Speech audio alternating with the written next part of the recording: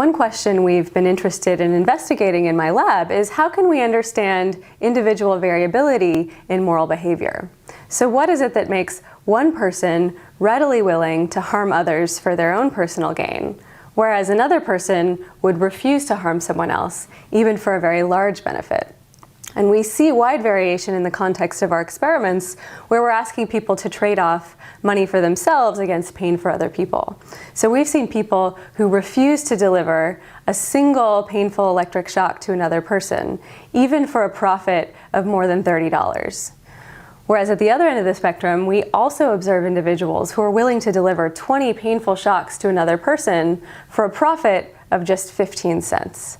So we see wide variability in the context of exchanging financial gain against pain, but we want to understand why that's the case.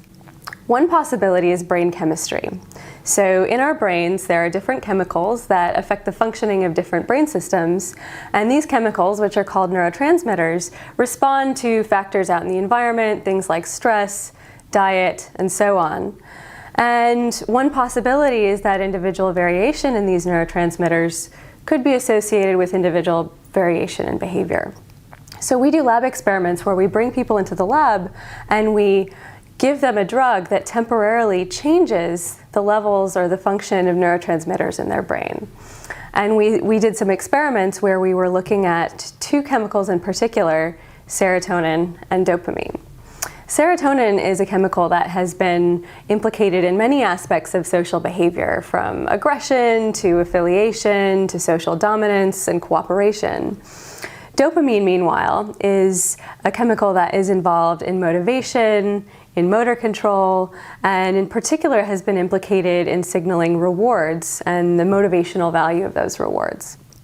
In our experiments, we wanted to see whether manipulations of the serotonin system and the dopamine system could influence people's moral decisions.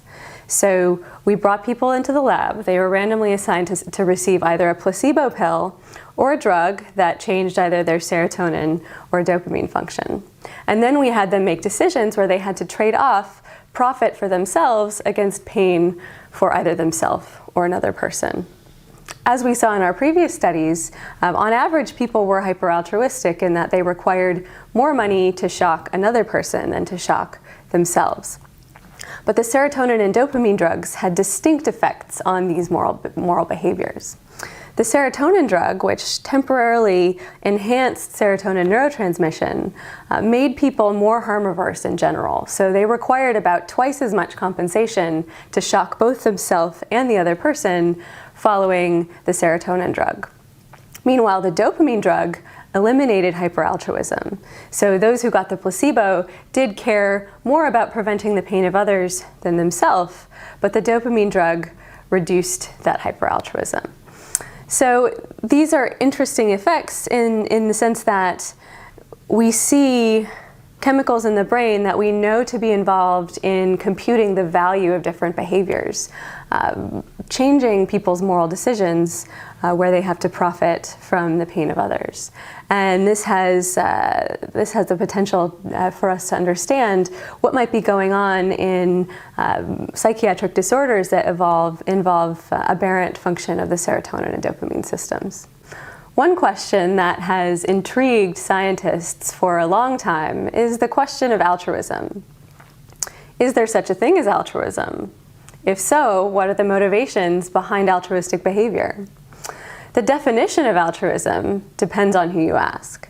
If you ask a biologist, an altruistic behavior is any behavior that costs the self something and benefits somebody else or the social group.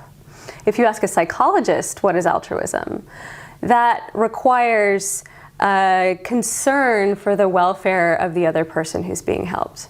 Now, altruistic behavior by the biologist's definition doesn't have to be pro-socially motivated by the psychologist's definition. In fact, many so-called altruistic acts could be quite self-interested in terms of their underlying motivation.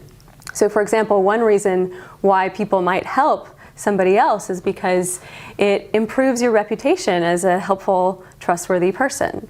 So many people might behave in a way that looks altruistically, but actually is motivated for very selfish reasons.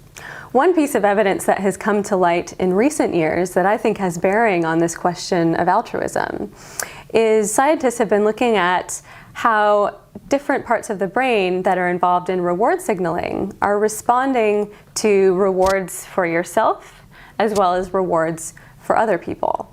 And one finding that has come up time and time again is that specific areas of the brain, such as the striatum and the ventromedial prefrontal cortex, respond both to rewards that you receive yourself, as well as to rewards that other people receive. So in other words, the reward system in the brain cares about not just rewards for yourself, but also rewards of other people. And this is some evidence that the roots of altruism could originate in these reward signaling mechanisms in the human brain.